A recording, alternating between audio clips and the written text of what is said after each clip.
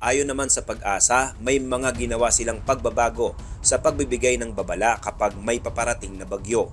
Isa na rito ang pagdaragdag ng panglimang kategorya o ang Super Typhoon. Pagdating sa warning, lalo sa Tropical Cyclone Warning System. Ngayon, ang kategorya ng Super Typhoon, dati more than 220 kilometers per hour, ngayon ay 185 kilometers per hour and more.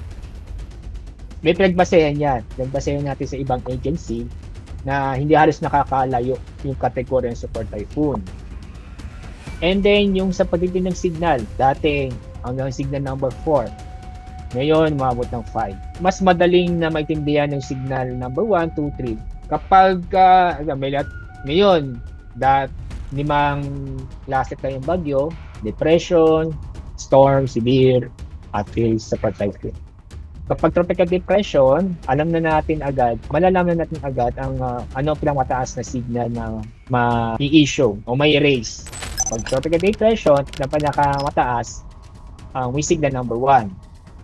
Tropical storm, pinakamataas na signal is 2. Severe tropical storm is 3.